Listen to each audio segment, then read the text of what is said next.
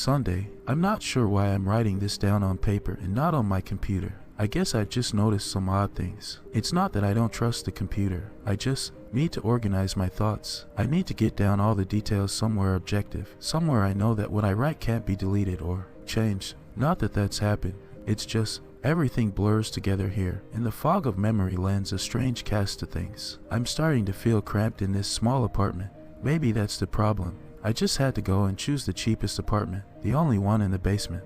The lack of windows down here makes day and night seem to slip by seamlessly. I haven't been out in a few days because I've been working on this programming project so intensively. I suppose I just wanted to get it done. Hours of sitting and staring at a monitor can make anyone feel strange, I know, but I don't think that's it. I'm not sure when I first started to feel like something was odd. I can't even define what it is. Maybe I just haven't talked to anyone in a while. That's the first thing that crept up on me. Everyone I normally talk to online while I program has been idle, or they've simply not logged on at all. My instant messages go unanswered. The last email I got from anybody was a friend saying he'd talk to me when he got back from the store, and that was yesterday. I call with my cell phone, but reception's terrible down here. Yeah, that's it. I just need to call someone. I'm going to go outside.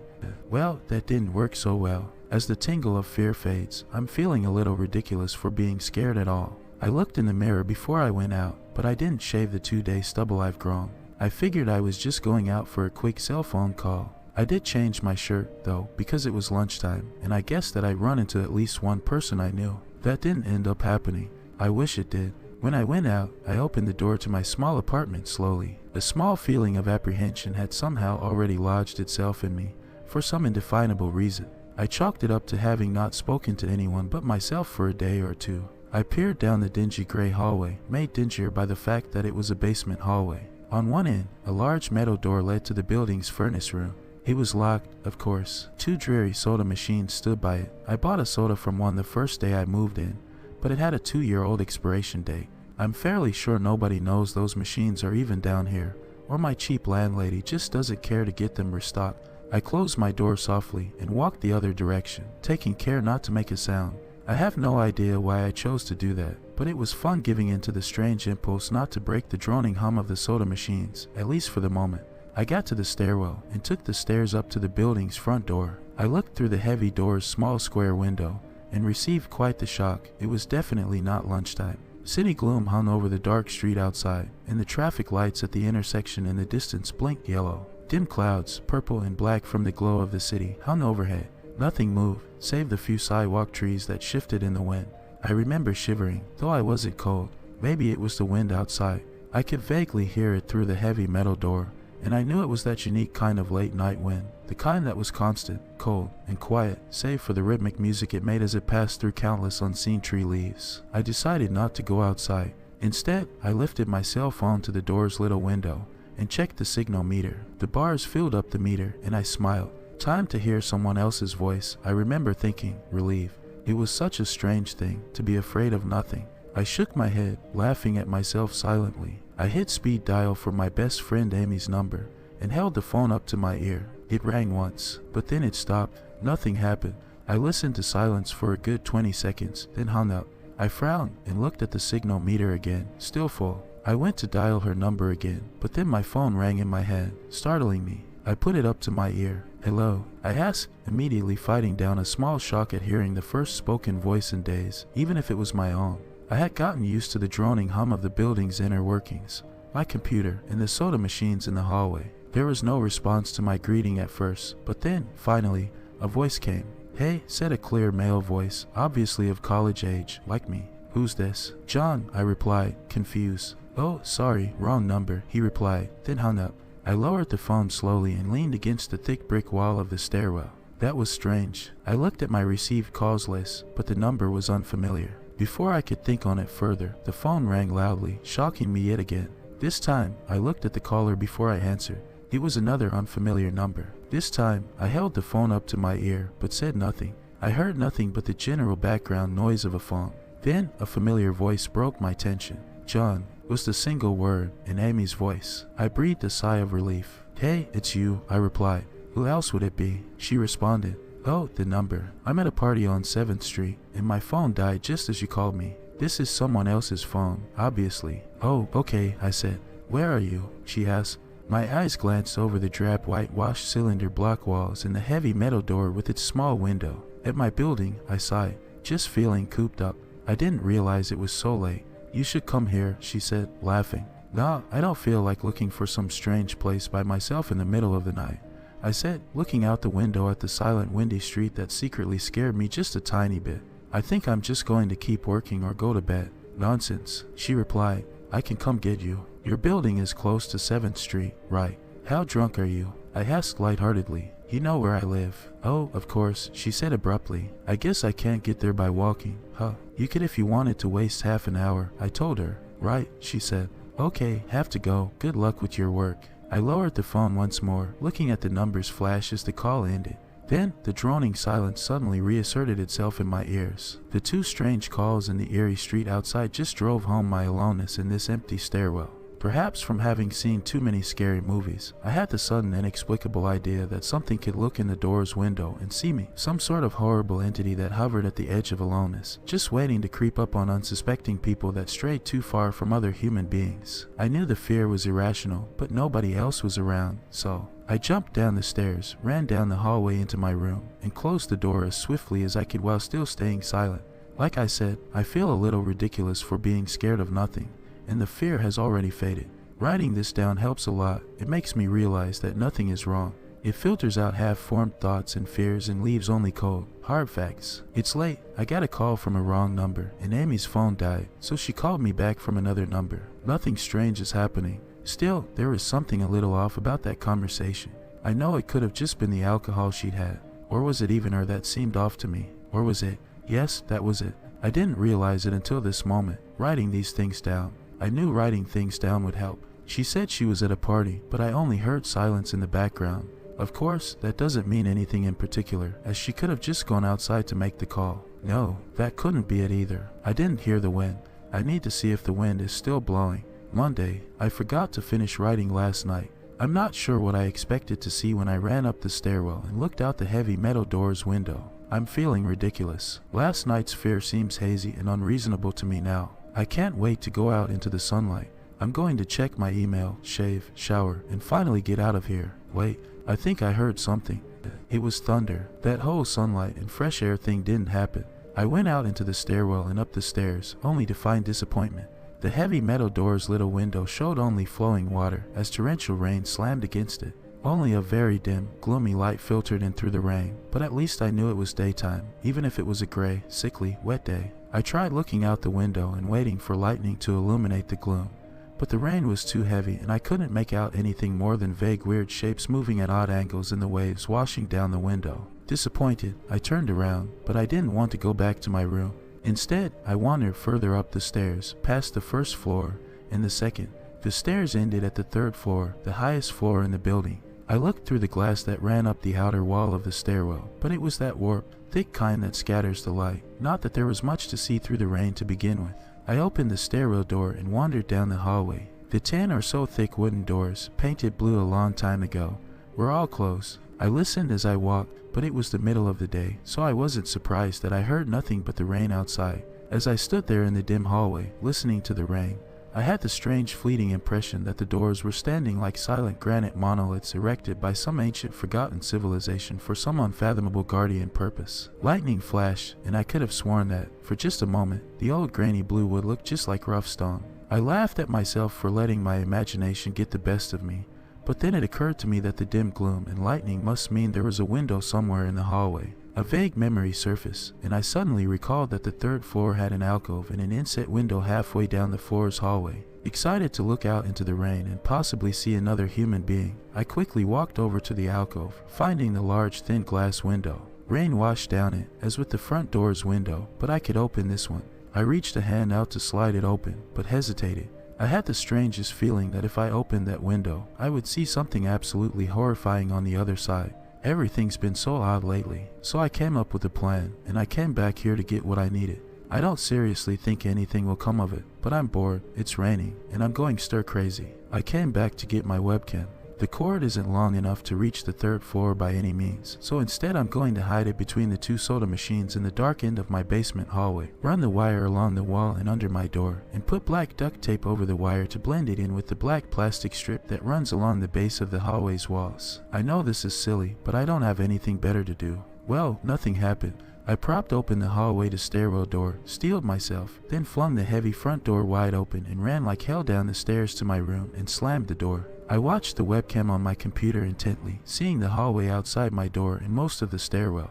I'm watching it right now, and I don't see anything interesting. I just wish the camera's position was different, so that I could see out the front door. Hey, somebody's online. I got out an older, less functional webcam that I had in my closet to video chat with my friend online. I couldn't really explain to him why I wanted to video chat, but it felt good to see another person's face. He couldn't talk very long, and we didn't talk about anything meaningful, but I feel much better. My strange fear has almost passed. I would feel completely better, but there was something odd about our conversation. I know that I've said that everything has seemed odd, but still, he was very vague in his responses. I can't recall one specific thing that he said, no particular name or place or event. But he did ask for my email address to keep in touch. Wait, I just got an email. I'm about to go out. I just got an email from Amy that asked me to meet her for dinner at the place we usually go to. I do love pizza, and I've just been eating random food from my poorly stocked fridge for days, so I can't wait. Again, I feel ridiculous about the odd couple of days I've been having. I should destroy this journal when I get back. Oh, another email. Oh my god. I almost left the email and opened the door. I almost opened the door, but I read the email first. It was from a friend I hadn't heard from in a long time, and it was sent to a huge number of emails that must have been every person he had saved in his address list. It had no subject, and it said, simply, "Seen with your own eyes, don't trust them, they." What the hell is that supposed to mean? The words shock me, and I keep going over and over them. Is it a desperate email sent just as something happened? The words are obviously cut off without finishing. On any other day I would have dismissed this as spam from a computer virus or something, but the words, "Seen with your own eyes." I can't help but read over this journal and think back on the last few days and realize that I have not seen another person with my own eyes or talked to another person face to face. The webcam conversation with my friend was so strange, so vague, so eerie. Now that I think about it, was it eerie? Or is the fear clouding my memory? My mind toys with the progression of events I've written here, pointing out that I have not been presented with one single fact that I did not specifically give out unsuspectingly. The random wrong number that got my name and the subsequent strange return call from Amy, the friend that asked for my email address. I messaged him first when I saw him online, and then I got my first email a few minutes after that conversation. Oh my god, that phone call with Amy. I said over the phone, I said that I was within half an hour's walk of 7th Street. They know I'm near there. What if they're trying to find me? Where is everyone else? Why haven't I seen or heard anyone else in days? No, this is crazy. This is absolutely crazy. I need to calm down. This madness needs to end. I don't know what to think. I ran about my apartment furiously, holding my cell phone up to every corner to see if it got a signal through the heavy walls. Finally, in the tiny bathroom, near one ceiling corner, I got a single bar. Holding my phone there, I sent a text message to every number in my list. Not wanting to betray anything about my unfounded fears, I simply said, "You seen anyone face to face lately?" At that point, I just wanted any reply back. I didn't care what the reply was, or if I embarrassed myself. I tried to call someone a few times, but I couldn't get my head up high enough, and if I brought my cell phone down even an inch, it lost signal. Then I remembered the computer, and rushed over to it, instant messaging everyone online. Most were idle or away from their computer. Nobody responded. My messages grew more frantic, and I started telling people where I was and to stop by in person for a host of barely passable reasons. I didn't care about anything by that point. I just needed to see another person. I also tore apart my apartment looking for something that I might have missed, some way to contact another human being without opening the door. I know it's crazy, I know it's unfounded, but what if? I just need to be sure. I taped the phone to the ceiling in case. Tuesday, the phone rang. Exhausted from last night's rampage, I must have fallen asleep. I woke up to the phone ringing and ran into the bathroom, stood on the toilet, and flipped open the phone taped to the ceiling. It was Amy, and I feel so much better. She was really worried about me, and apparently had been trying to contact me since the last time I talked to her. She's coming over now, and yes, she knows where I am without me telling her. I feel so embarrassed. I am definitely throwing this journal away before anyone sees it. I don't even know why I'm writing in it now. Maybe it's just because it's the only communication I've had at all since God knows when. I look like hell, too. I looked in the mirror before I came back in here. My eyes are sunken, my stubble is thicker, and I just look generally unhealthy. My apartment is trash, but I'm not going to clean it up. I think I need someone else to see what I've been through. These past few days have not been normal. I am not one to imagine things. I know I have been the victim of extreme probability. I probably missed seeing another person a dozen times. I just happened to go out when it was late at night, or the middle of the day when everyone was gone. Everything's perfectly fine. I know this now. Plus, I found something in the closet last night that has helped me tremendously. A television. I set it up just before I wrote this, and it's on in the background. Television has always been an escape for me, and it reminds me that there's a world beyond these dingy brick walls. I'm glad Amy's the only one that responded to me after last night's frantic pestering of everyone I could contact. She's been my best friend for years. She doesn't know it, but I count the day that I met her among one of the few moments of true happiness in my life. I remember that warm summer day fondly. It seems a different reality from this dark, rainy, lonely place. I feel like I spent days sitting in that playground, much too old to play, just talking with her and hanging around doing nothing at all. I still feel like I can go back to that moment sometimes, and it reminds me that this damn place is not all that there is. Finally, a knock on the door. I thought it was odd that I couldn't see her through the camera I hid between the two soda machines. I figured that it was bad positioning, like when I couldn't see out the front door. I should have known. I should have known. After the knock, I yelled through the door jokingly that I had a camera between the soda machines, because I was embarrassed myself that I had taken this paranoia so far. After I did that, I saw her image walk over to the camera and look down at it. She smiled and waved. "Hey," she said to the camera brightly, giving it a wry look. "It's weird, I know," I said into the mic attached to my computer. "I've had a weird few days." "Must have," she replied. "Open the door, John." I hesitated. How could I be sure? "Hey, humor me a second here," I told her through the mic. "Tell me one thing about us. Just prove to me you're you." She gave the camera a weird look. Alright," she said slowly, thinking. "We met randomly at a playground when we were both way too old to be there." I sighed deeply as reality returned and fear faded. God, I've been so ridiculous. Of course it was Amy. That day wasn't anywhere in the world except in my memory. I'd never even mentioned it to anyone, not out of embarrassment, but out of a strange secret nostalgia and a longing for those days to return. If there was some unknown force at work trying to trick me, as I feared, there was no way they could know about that day. Haha, alright, I'll explain everything, I told her. Be right there. I ran to my small bathroom and fixed my hair as best I could. I looked like hell, but she would understand. Snickering at my own unbelievable behavior and the mess I'd made of the place, I walked to the door. I put my hand on the doorknob and gave the mess one last look. So ridiculous, I thought. My eyes traced over the half-eaten food lying on the ground, the overflowing trash bin, and the bed I tipped to the side looking for God knows what. I almost turned to the door and opened it, but my eyes fell on one last thing. The old webcam, the one I used for that eerily vacant chat with my friend. Its silent black sphere lay haphazardly tossed to the side, its lens pointed at the table where this journal lay. An overwhelming terror took me as I realized that if something could see through that camera, it would have seen what I just wrote about that day. I asked her for any one thing about us, and she chose the only thing in the world that I thought they or it did not know. But it did know. It could have been watching me the whole time. I didn't open the door. I screamed. I screamed in uncontrollable terror. I stomped on the old webcam on the floor. The door shook and the doorknob tried to turn, but I didn't hear Amy's voice through the door. Was the basement door made to keep out drafts too thick? Or was Amy not outside? What could have been trying to get in, if not her? What the hell is out there? I saw her on my computer through the camera outside. I heard her on the speakers through the camera outside. But was it real? How can I know? She's gone now, I screamed, and shouted for help. I piled up everything in my apartment against the front door. Friday. At least I think that it's Friday. I broke everything electronic. I smashed my computer to pieces. Every single thing on there could have been accessed by network access, or worse, altered. I'm a programmer, I know. Every little piece of information I gave out since this started, my name, my email, my location, none of it came back from outside until I gave it out. I've been going over and over what I wrote. I've been pacing back and forth, alternating between stark terror and overpowering disbelief. Sometimes I'm absolutely certain some phantom entity is dead set on the simple goal of getting me to go outside. Back to the beginning, with the phone call from Amy, she was effectively asking me to open the door and go outside. I keep running through it in my head. One point of view says I've acted like a madman, and all of this is the extreme convergence of probability, never going outside at the right times by pure luck, never seeing another person by pure chance, getting a random nonsense email from some computer virus at just the right time. The other point of view says that extreme convergence of probability is the reason that whatever's out there hasn't gotten me already. I keep thinking, I never opened the window on the 3rd floor. I never opened the front door until that incredibly stupid stunt with the hidden camera, after which I ran straight to my room and slammed the door. I haven't opened my own solid door since I flung open the front door of the building.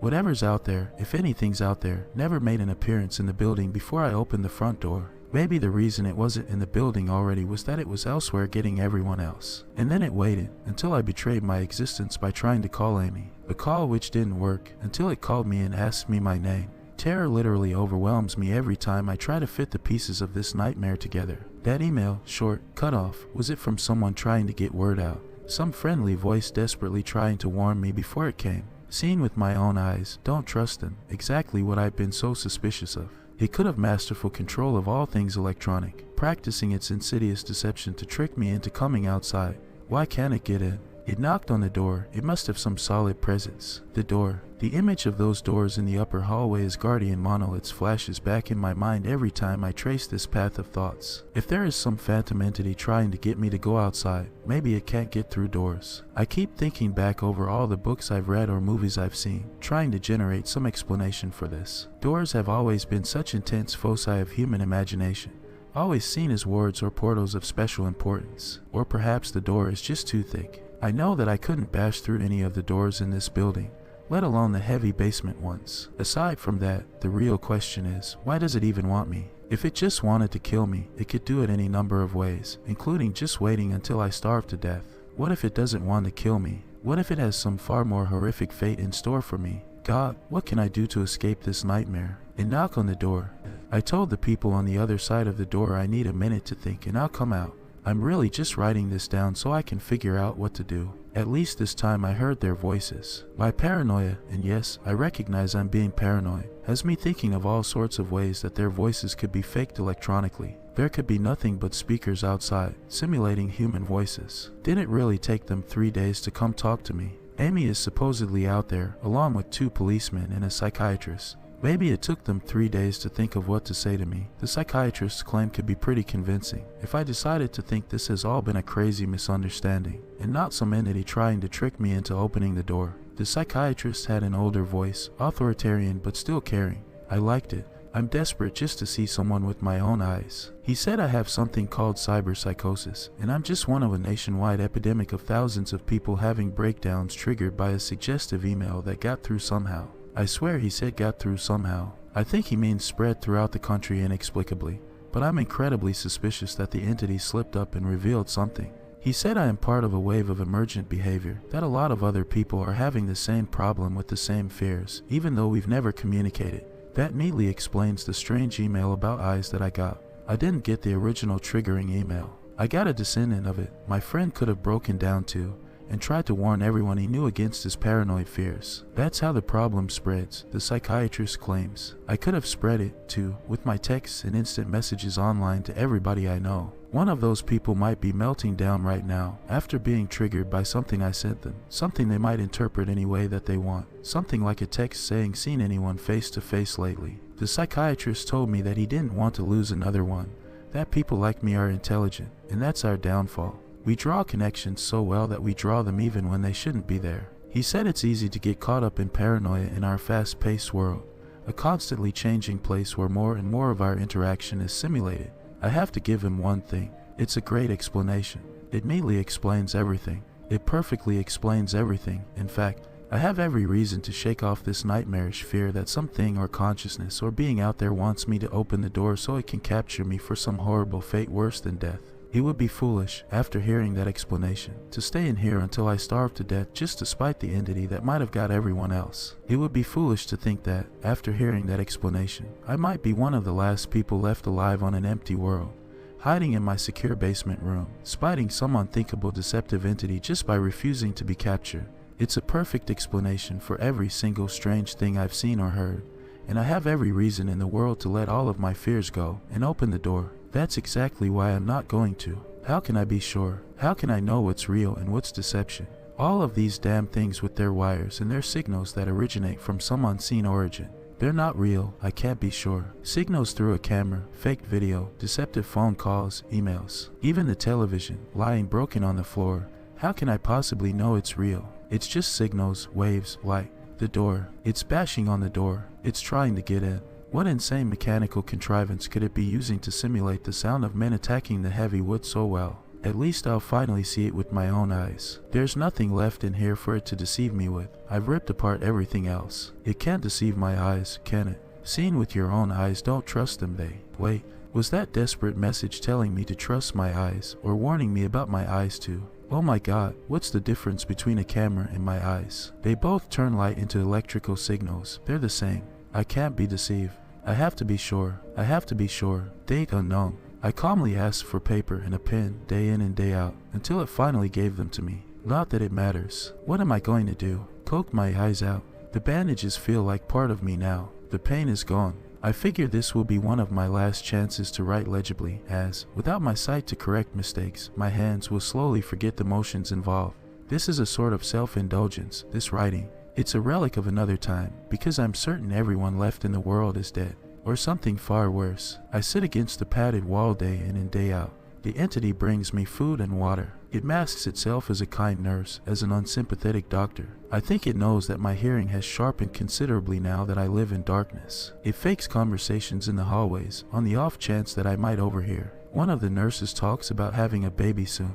One of the doctors lost his wife in a car accident. None of it matters. None of it is real. None of it gets to me, not like she does. That's the worst part, the part I almost can't handle. The thing comes to me, masquerading as Amy. Its recreation is perfect. It sounds exactly like Amy, feels exactly like her. It even produces a reasonable facsimile of tears that it makes me feel on its lifelike cheeks. When it first dragged me here, it told me all the things I wanted to hear. It told me that she loved me, that she had always loved me, that it didn't understand why I did this, that we could still have a life together, if only I would stop insisting that I was being deceived.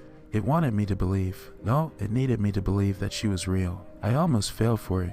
I really did. I doubted myself for the longest time. In the end, though, it was all too perfect, too flawless, and too real. The false Amy used to come every day, and then every week, and finally stopped coming altogether. But I don't think the entity will give up. I think the waiting game is just another one of its gambits. I will resist it for the rest of my life, if I have to. I don't know what happened to the rest of the world, but I do know that this thing needs me to fall for its deceptions. If it needs that, then maybe, just maybe, I am a thorn in its agenda. Maybe Amy is still alive out there somewhere, kept alive only by my will to resist the deceiver. I hold on to that hope, rocking back and forth in my cell to pass the time.